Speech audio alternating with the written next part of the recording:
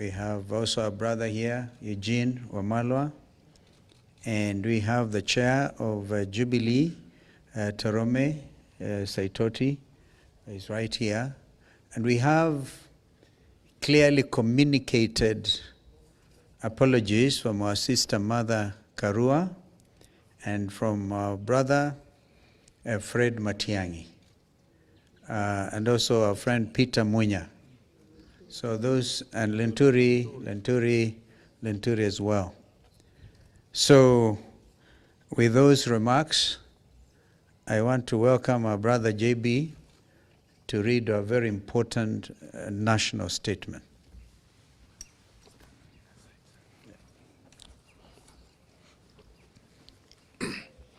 Hi, cousins.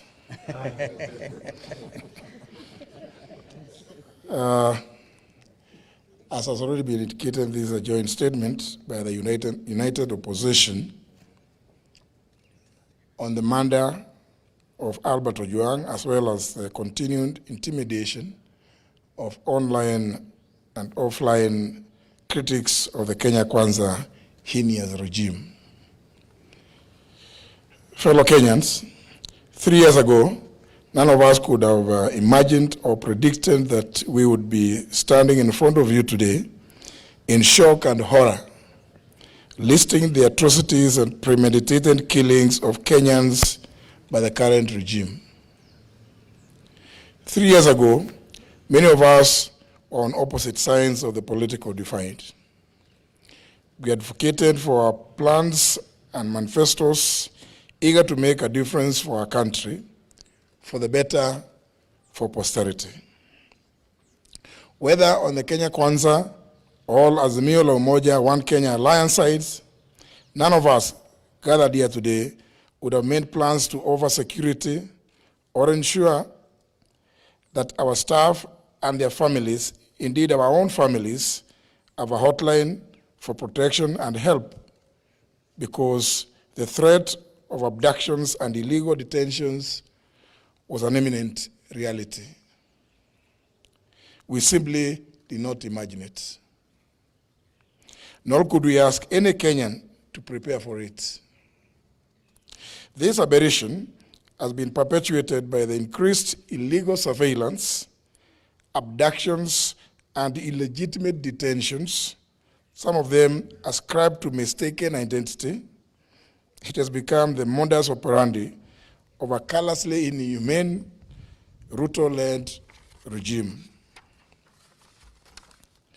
It is one, if not the major reason, why senior members of the Kenya Kwanza have been impeached, forced into resignations, or indeed have been sacked because they questioned and sought answers for these indecent atrocities that go against human understanding.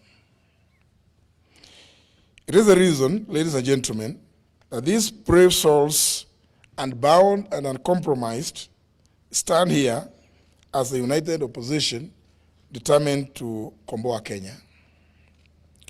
Friends, our beloved republic, when that 1-year-old Albert Ojwang walked back to his home in Migori on June 6, 2025, neither he nor his parents, his relatives, and his young wife were aware that these were his last hours on earth. Albert was neither sick nor wounded. He had in fact spent the day actively planning his home garden, calculating its eventual harvest. Albert, a Kiswahili and religious studies teacher based in Voi, was a single hope of his parents and father to a 2.5-year-old child. Albert was picked up by police officers riding motorcycles in Kakot, Homa Bay, and taken away because of an alleged offensive social media post about a senior police officer, now identified as the Deputy Inspector General of Police, Eliud Lagat. 32 hours later, after the police who arrested Albert assured his parents that he was well and only needed a heavy overcoat because Nairobi was cold, Albert was dead. Why Albert was moved from Mawega police station in Homa Bay to Nairobi, 400 kilometers from the alleged area of incident, and specifically Central Police Station in Nairobi, and checked in under OB number 13/7/6/2025 at 9:35 p.m. on Saturday, June 7th, remains unclear. There are 26 hours that remain unaccounted for between Homa Bay and Nairobi. 26 hours when a healthy man, having lunch with his young family, arrived, according to many sources, bleeding with serious injuries, 26 hours before being declared dead on arrival, allegedly at Bagathi Hospital, Nairobi, at 1:39 a.m. Today, ladies and gentlemen, this is no ordinary gathering. Albert's family has questions. We too have questions. Kenyans have questions. And indeed, the international community has questions. We all demand answers to the following. 1, the Criminal Procedure Code, Chapter 75 of the Laws of Kenya, has clear procedures on arrests relating to cognizable offenses. There should have been a formal complaint and an arrest warrant. Kenyans want to know if there was a formal complaint by the Deputy Inspector General of Police Eliud Lagat, and if so, at what police station? Which date and time was this complaint recorded? Was it the OB entry number of the said was there an OB entry number for the said complaint? Number 2, we demand to know why Albert was moved from Mawego Police Station, Homa Bay, to Nairobi, and specifically Central Police Station, and which officers accompanied him by name and rank. Central Police Station, Nairobi area, has CCTV coverage. Number 3, we demand to know where the footage showing Albert being brought in and leaving the station is, and whether it's been provided to the family lawyers. If there is no footage, we demand to know who ordered for the cameras to be switched off. When Albert was picked up in Homa Bay, he had no physical injuries. Indeed, he was having lunch with his wife. We demand to know who inflicted the grievous and extensive injuries on his body. Number 5, it's been reported that Albert was in solitary confinement at Central Police Station. Why was Albert considered a high-risk criminal to be confined in solitary?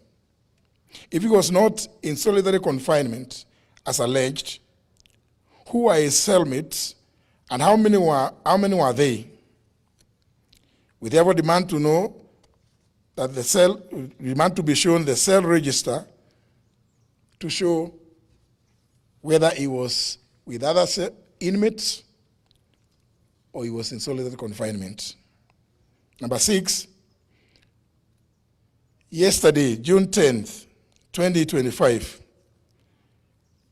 we've read and heard that the Director of Public Prosecutions, the DPP, directed the Independent Policing Oversight Authority, IPOA, to expedite investigations on circumstances surrounding the death of Albert and report within 7 days.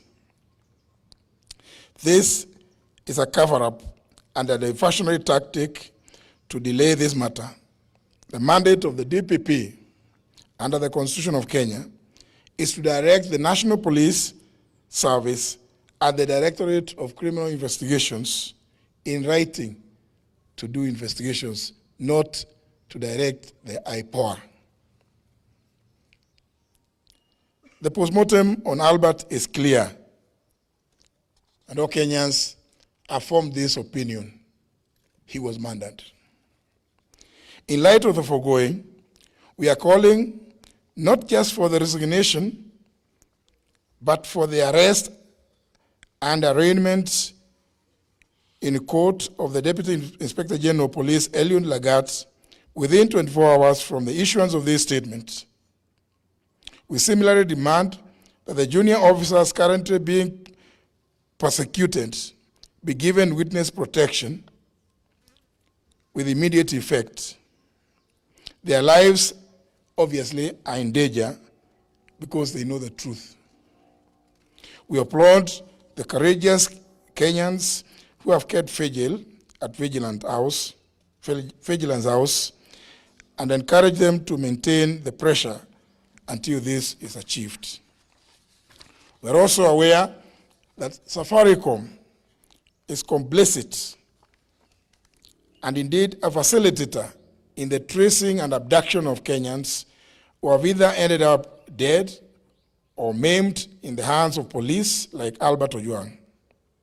We want to issue a direct warning that this amounts to aiding and abetting in the commission of these crimes against humanity, for which Kenyans will hold Safaricom responsible and either take appropriate legal action or boycott their services.